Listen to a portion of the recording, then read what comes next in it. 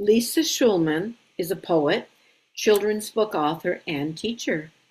Her work has appeared in or is forthcoming in Inkfish, Kitchen Table Quarterly, Chiron Review, The New Verse News, One Art, Poetry Breakfast, Catamaran, California Quarterly, The Best Small Fictions, and a number of other journals and anthologies. Nominated for a Pushcart Prize, Lisa's poetry has also been performed by Off the Page Readers Theater in Sonoma County. Her chapbook Fragile Bones, Fierce Heart is available from Finishing Line Press. Lisa lives in Sonoma County, where she teaches poetry with California poets in the schools. You can reach her at www.lisashulman.com. Please welcome Lisa Shulman.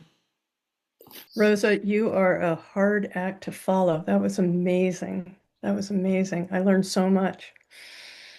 So I'm going to read some poems from my chapbook, and I'm going to also read some newer poems. And I'm starting my timer too. So this first one is new. In these dark times, I crave sweetness. This is not a metaphor, but actual sugar I stir into my coffee and iced tea, sprinkle on buttered toast with cinnamon, heap onto baked apples. It is pancakes swimming in maple syrup, honey drizzled on yogurt, nothing sour or bitter, just singing taste buds, the achingly sweet. Every few days, I mix up sugar water, pour it into the red hummingbird feeder. The neighbor boy watches me, frowns. Is that all they need to eat? He asks. I shrug, lick the spoon, envy those ruby throats, their diet of nectar.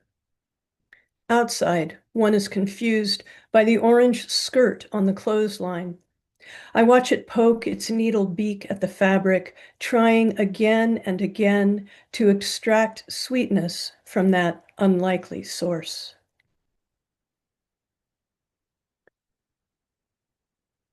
This next poem is in my chapbook. It's titled Drought. I've lived in California my whole life. Drought is never far from my garden or my mind. But I started thinking about other kinds of drought that we have in our lives. Brown hills hunker down, parched soil hardens, the land pants under a merciless sun. Vernal pools once loud with frog song, silent. The weary world waits for rain. I dream men burn bridges over dry riverbeds, crush thin, bright bones of trout beneath their boots, then awaken to lush lawns green as spring, tended by those who've traveled far from the place they still call home. Corn withers on cracked stalks, limp squash leaves wilt, roots of fruit trees brittle in their search. Swollen-tongued deer flee flames, singed coyotes pad down city streets, lost while the earth thirsts. We see and don't see. Families camped by roaring rivers of cars and sagging tents and flapping blue tarps. We see and turn away, sail past those tattered flags, our own lucky wallets stuffed like fat fish. Dressed in ash flakes, beneath a burning sun, children stand silent, their eyes flat, dry stones, hard as hearts. They watch us, waiting, like the land, longing for our tears.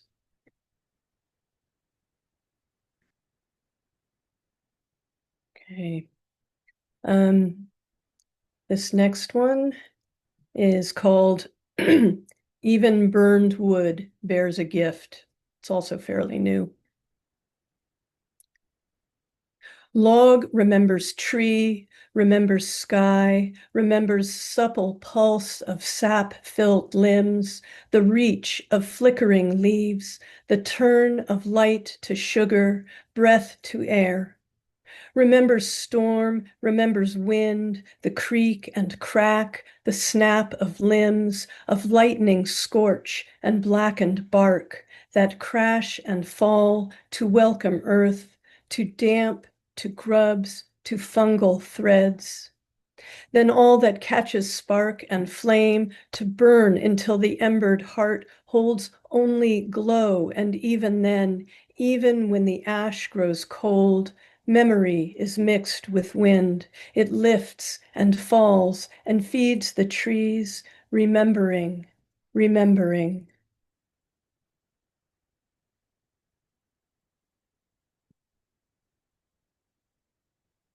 And this next one also fairly new. It was just published online in Inkfish a couple weeks ago.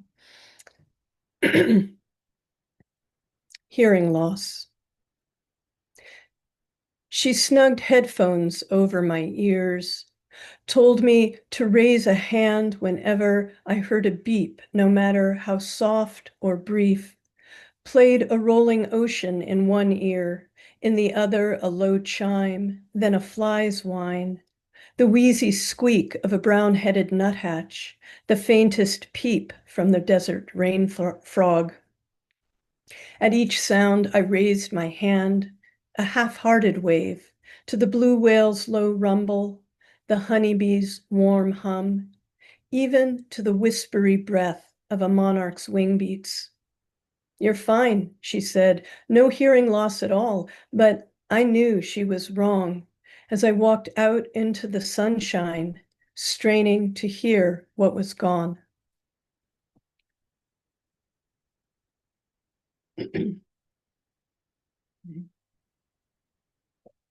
So I used to teach third grade for many years. And I wrote this poem a long time ago. I wrote it after the school shooting in Parkland, Florida. And it's still timely, unfortunately. It's called What I Teach Third Graders. I teach how to shake hands and raise hands and clap hands to appreciate, how to listen, how to wait, how to hold a pencil, not a gun. I teach that every sentence has a subject, the man, and a predicate, is shooting children, and some have a prepositional phrase in their classroom. I teach them to pause at a comma, to stop at a period, and a question mark means you are asking, why, why, why? I teach them to multiply, legs on dogs, fingers on hands, not shootings in schools. And how in subtraction, you start with a bigger number, and when you're done taking away, you have less. 17 less in Parkland, 15 less in Columbine, 27 less in Sandy Hook. I teach about places unmarred by children murdered at school, the names of people who have made a difference, not a massacre, and how water can be absorbed or repelled, like blood on linoleum, and that some words like repel mean more than one thing. I teach them to walk quietly in a line when the fire alarm sounds, to duck and cover until the earth stops shaking, and to lie on the floor like fish in a barrel if a bad man comes to school.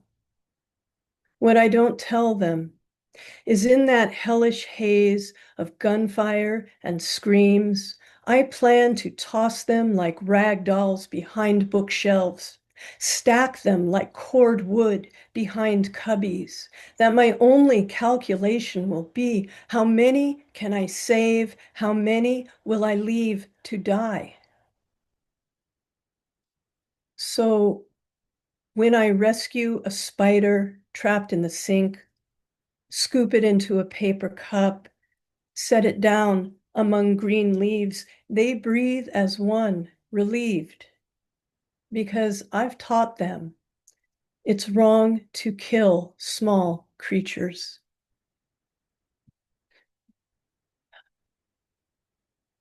So if you were a teacher or you know a teacher, that um, that is never far from our thoughts. I think about kids a lot, even though I'm not a full-time teacher. I am a teacher with poets in the schools. This next poem was written during a Christmas season where I was hearing a lot of Christmas carols and thinking about what was happening at our borders and is now happening in our cities and towns. Las Posadas. What if Mary was Maria, trudging through the desert, pregnant and far from home? What if Joseph was Jose and there was no donkey, but the burden of fear weighed the same? What if the birth pangs grew sharper and there was no money, no shelter, only dust and cold stars glittering above? What if Bethlehem was Texas, the closed inns, a border wall? If the baby was born in a manger or cage, this Jesus, this Jesus, this child of God, would he be revered or ripped from his mother's warm arms, this Jesus, this Jesus, this child of God?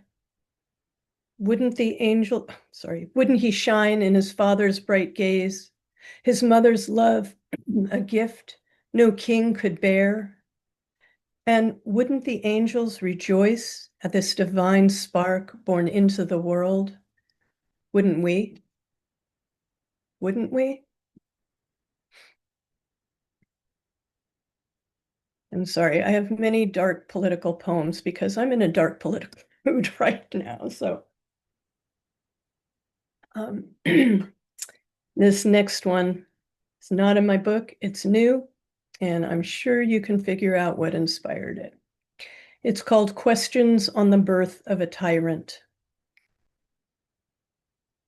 When he pushed his way out of the womb, slid slick and wet into waiting hands, did the fetid sheet of air around him crumple?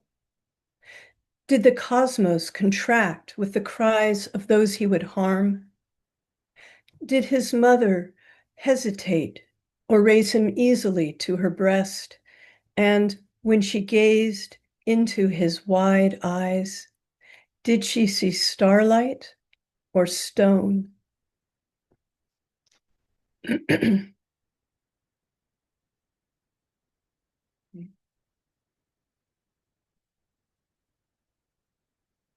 This next poem began with missing utensils, and then it grew from there. It's called Small Losses.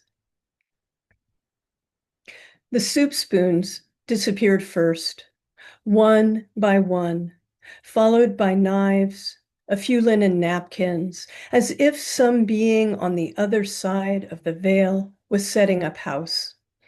I wondered who it was and if they wore my lost socks on their cold feet, my missing glasses on their failing eyes. These small losses barely noticed until later.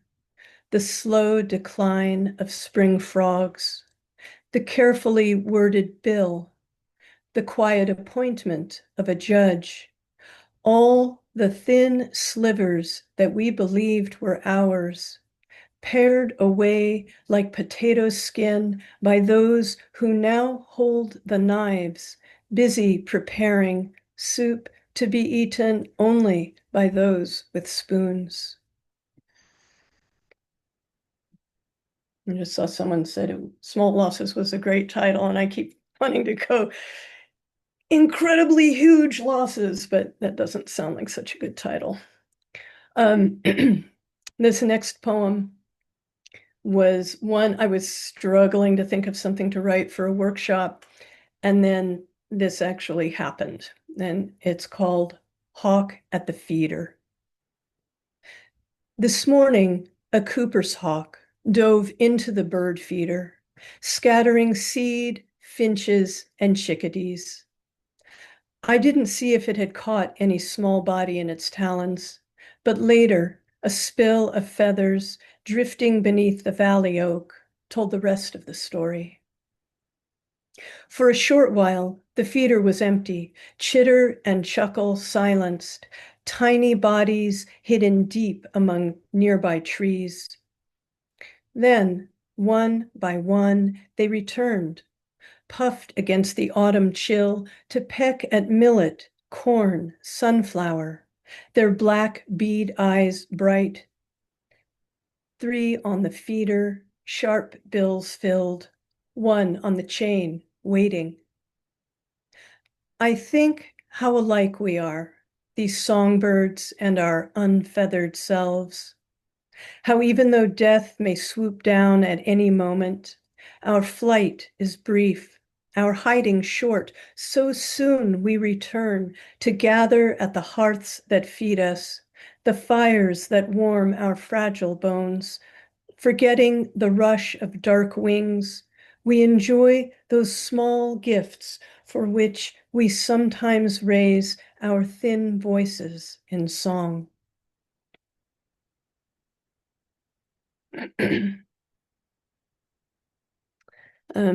These last poems are in my book, and the poem I'm going to read next was inspired by a poem by Sandra Cisneros called Cloud, and also by some writings by Thich Nhat Hanh. And it's called Before. Before you became the moribund human that you are, bound by loves and loss and the pain that chains you to this ancient earth, you were an apple tree, grizzled with lichen, crabbed branches reaching out like arthritic hands grasping the sky. You were a dog, all snuffling nose and damp paws, tail waving like a victory flag as you dug deep into the loamy soil. You were the pale leg bone of a deer by the roadside, and you were the grass it rested on, glittered with ice. And when you were the path that wandered through foxtail and poppies, you were also the many small feet walking that path, writing their poetry in wind and stone. You were the eyes of clouds and the blink of night and the high, bright call of the chickadee winging its way home. And when you landed like a wish in that green shade, you were the smooth-skinned apple and the hunger. You, the sweet tart juice and the happy tongue. You were the secret seed. You were you.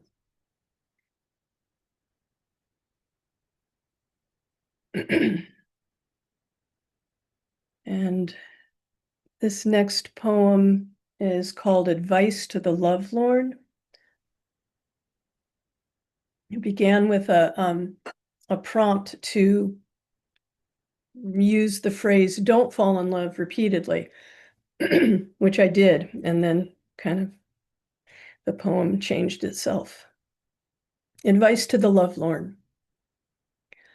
Don't fall in love with autumn maples blazing crimson, gold, and orange against the shining sky. Don't fall in love with tender pink buds swelling soft in spring's early sun, or with summer plums, sticky juice sweet on the tongue, or winter's jeweled holly. Don't fall in love with anything that grows, warm-bellied puppies with floppy ears, the silken hands of babies open like starfish. Don't fall in love with the kind eyes of men promising hope, or the strength of women snapping in the wind like bright banners. Don't fall in. Love the great blue heron stately at dawn, the squealing cry of the red tail at dusk. Love the sun's warm breath on your skin, the moon's bright eye, the mystery song of stars. Don't. Stay safe in your cave of endless twilight, color and sound bleached from your life, an early burial for your heart, or fall in love with what blooms and dies, and part of you will crack open like the day's clear eye. You will lay yourself down, fragile bones, fierce drum of your heart in the path of the oncoming storm.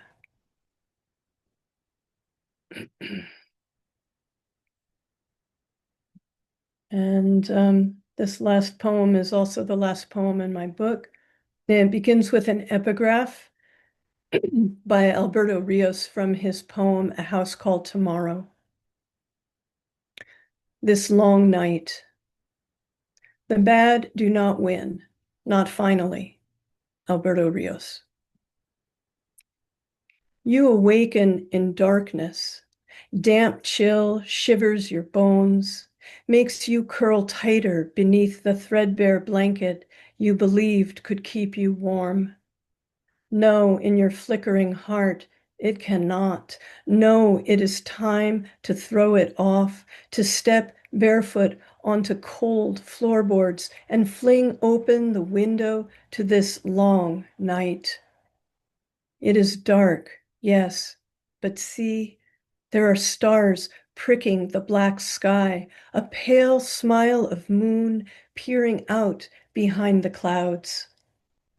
You gather up what small magic you can, bright stones, dried petals, the memory of trees and rivers, blow a tiny flame to flickering, and step outside.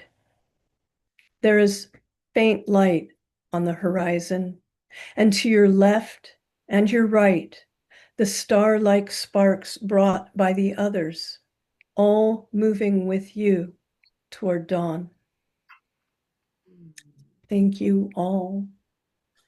I hope my internet didn't cut out during that, but I can't tell. So.